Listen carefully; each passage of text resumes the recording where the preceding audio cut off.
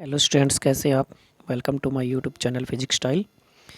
आज जो हम टॉपिक पढ़ेंगे वो है हाइड्रोस्टैटिक्स। तो देखिए, हाइड्रोस्टैटिक्स क्या होती है।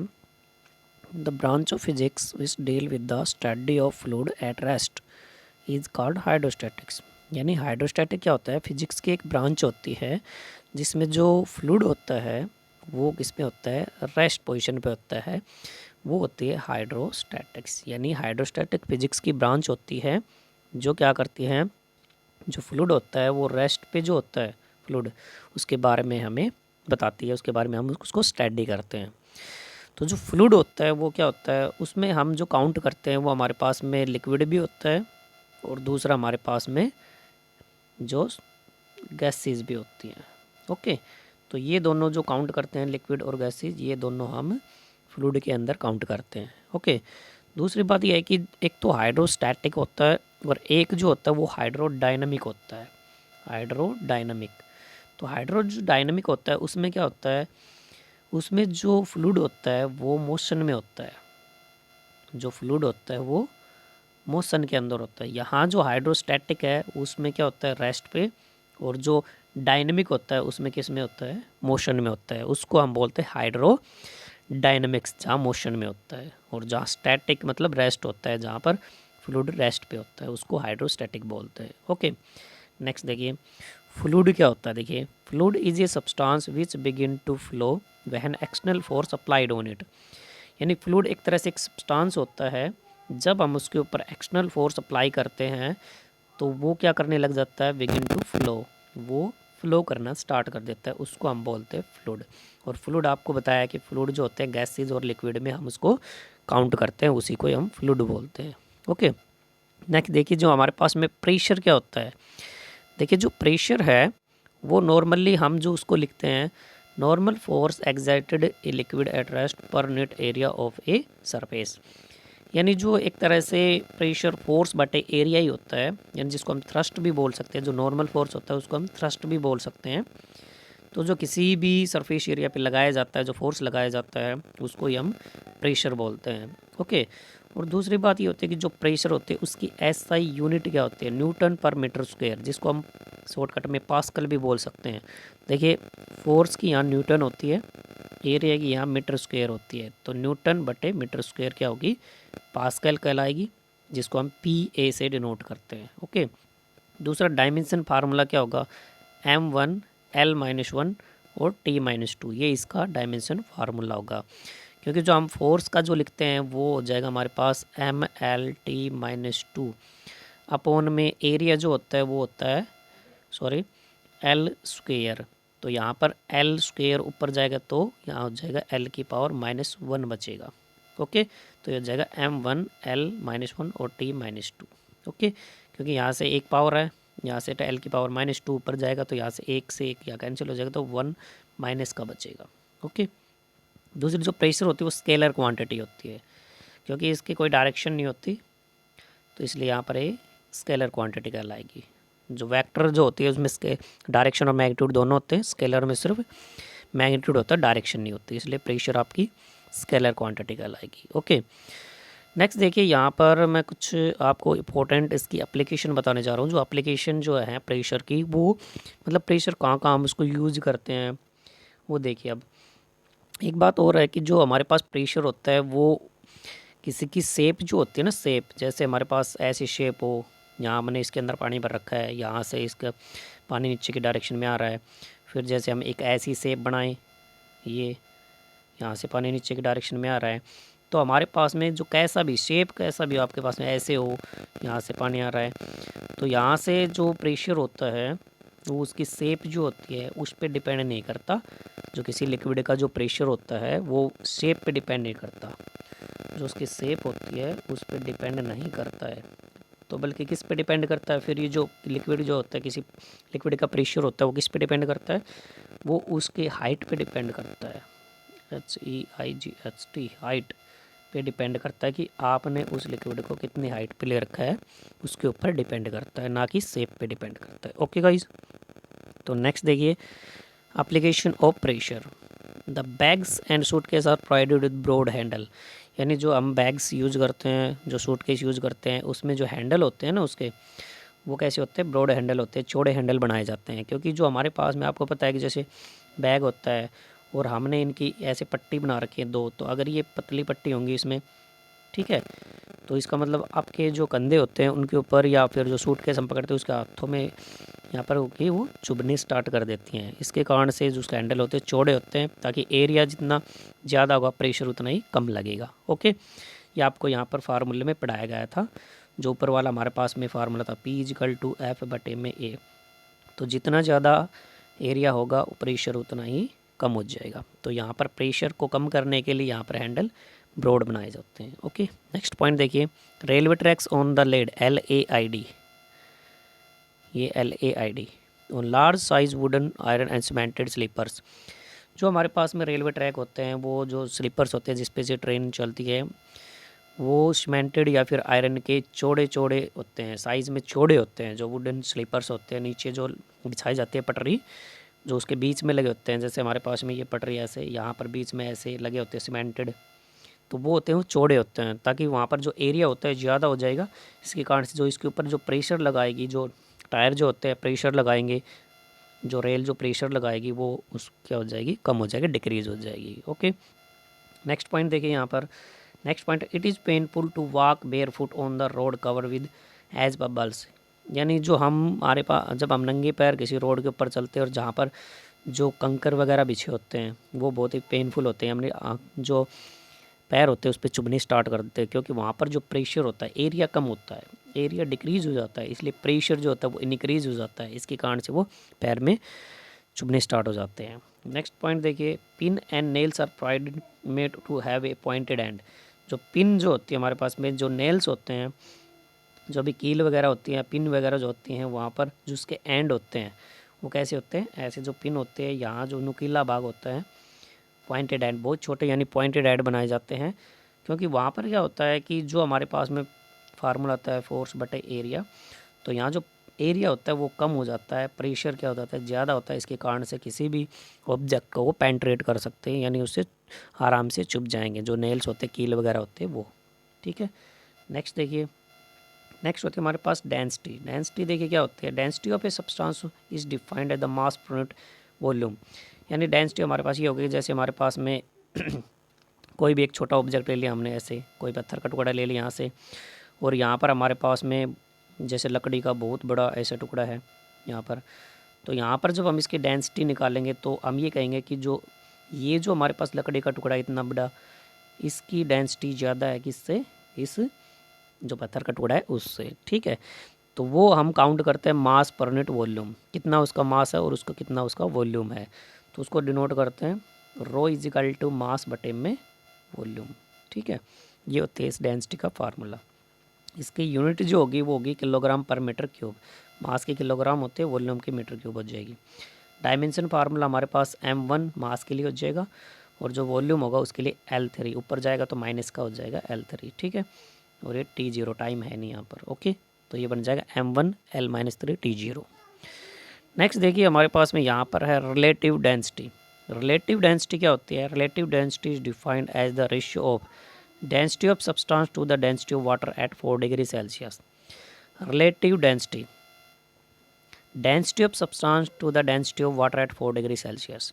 यानी हम इसमें ये पढ़ते हैं कि जैसे इसको समझ लीजिए कि जैसे हमारे पास यहाँ पर हमने पानी भर रखा है, ठीक है, ये कंटेनर हमारे पास में कोई भी इसके अंदर पानी भर रखा है, यहाँ पर हमारे पास में कोई एक गिलास है, ठीक है, और यहाँ से हम क्या करें, इसके अंदर कोई भी एक ऑब्जेक्ट हमारे पास में, ठीक है, ऑब्जेक्ट को जब पानी के अंदर डुबाया जाता है तो यहाँ हमने कोई छेद कर दिया इसके अंदर, तो जब पानी यहाँ से इसके अंदर से बाहर निकलेगा, जब हम इसको डुबोएंगे तो ये पानी यहाँ तक भरा हुआ है और यहाँ इसने छेद कर रखा है, तो ये इस गिलास के अंदर यहाँ से जो पानी आएगा जब हम इसको डुबोएंगे तो यहाँ पर इसका जितना वॉल्यूम होता है उतना ही पानी क्या करेगा, इसको बाहर निकलना स्टार्ट हो जाएगा उस छेद से। ओके, तो हमारे पास में यहाँ क्या होगा, जो रिलेटिव डेंसिटी निकालेंगे तो जो हमने इसका जो वेट है, जो पानी यहाँ से बाहर निकला उसका वेट, और यहाँ पर जो लिक्विड जो हमारे पास जो ऑब्जेक्ट था उसका वॉल्यूम, दोनों क्या होंगे बराबर। जितना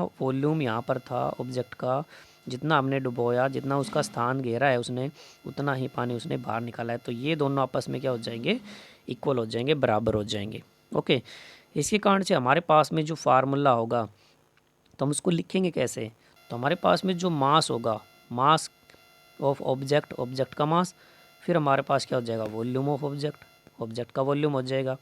फिर हम क्या लिखेंगे, यहाँ पर लिखेंगे मास ऑफ वाटर, वाटर का, और फिर क्या लिखेंगे, वॉल्यूम ऑफ वाटर, वाटर का वॉल्यूम।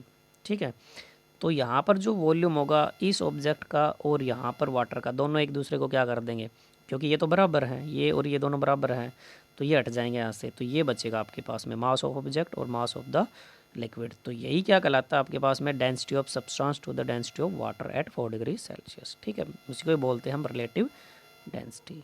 ओके गाइज, तो नेक्स्ट हमारे पास में है पास्कल्स लॉ। देखिए पास्कल्स लॉ क्या होता है, it states that if gravity effect is neglected the pressure at every point of liquid in equilibrium at rest is same.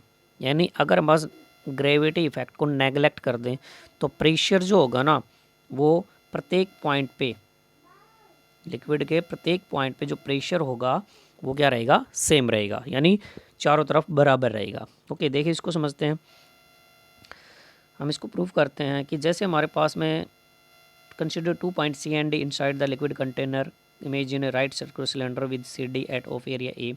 जैसे ये हमारे पास में कोई भी क्या है कि कंटेनर है और इसके अंदर हमने यहाँ पर कोई भी कंसिडर कर लिए 2 पॉइंट, यहाँ पर सिलेंडर है ये, इसका 2 पॉइंट कंसिडर कर लिए सी और डी, ये 2 पॉइंट हमारे पास में। ठीक है, तो हमने मान लिया कि यहाँ पर इसके ऊपर जो प्रेशर लगेगा और इसके ऊपर जो प्रेशर है, अगर ग्रेविटी इफेक्ट नेगलेक्ट तो इसको मतलब प्रेशर हर तरफ बराबर लगेगा, लेकिन हम उसको प्रूफ करेंगे।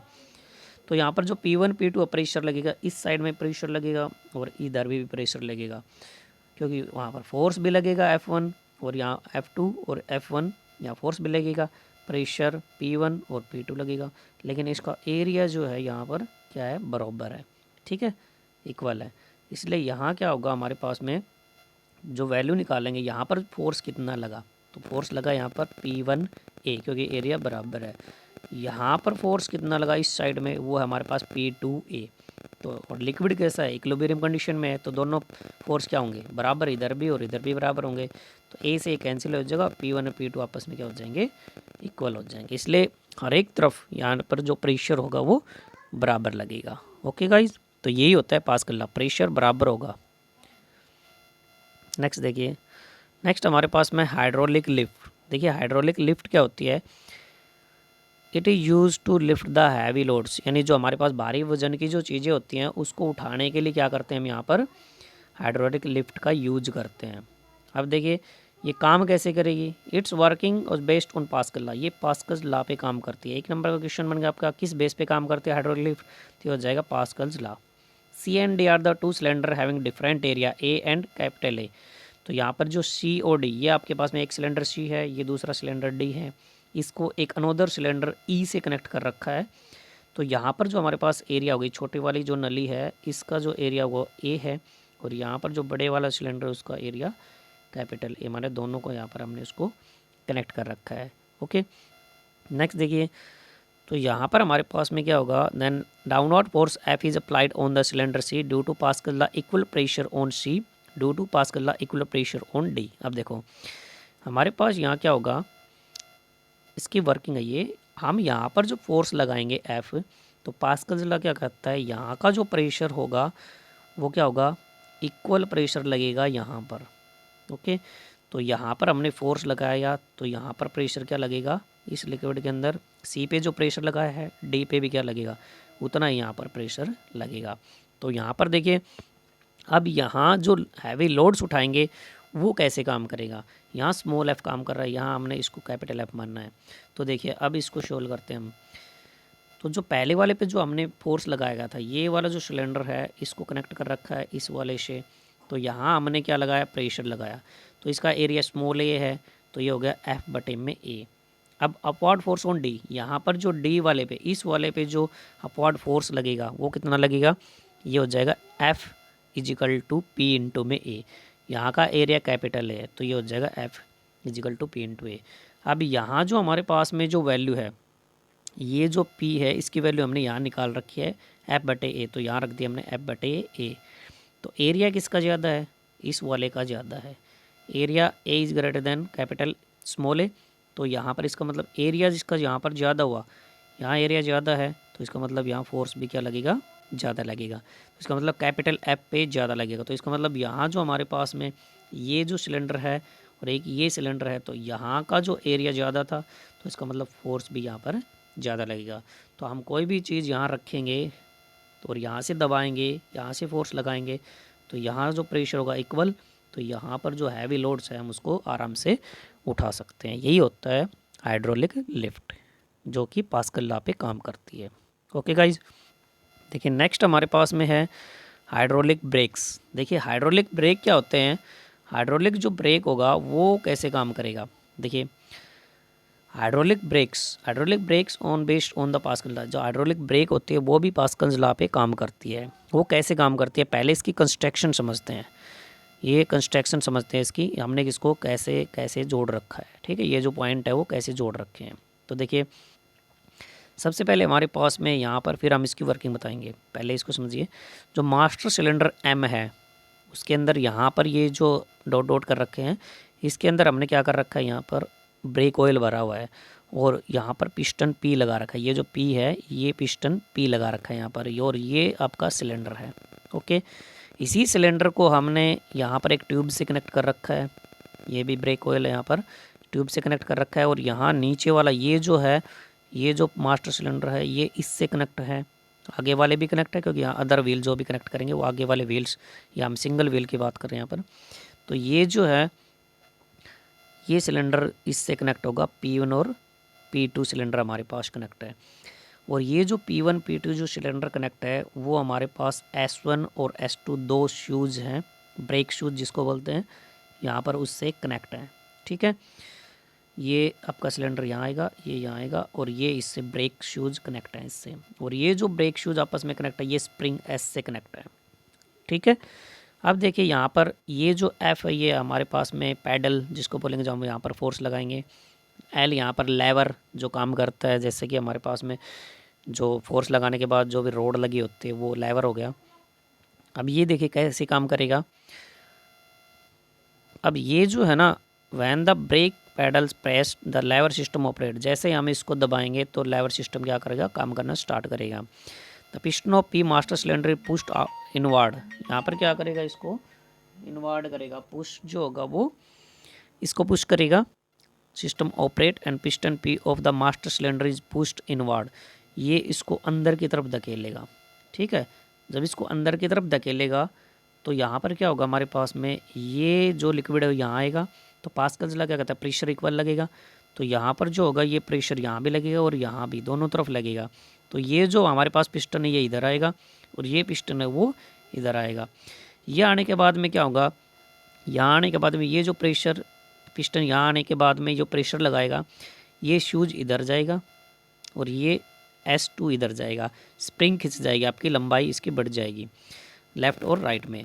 ये होने के बाद में ये जो हमारे पास शूज़ हैं ये इनर जो रिम होती है उससे कनेक्ट हो जाएंगे, ये जो रिम है इससे कनेक्ट हो जाएंगे।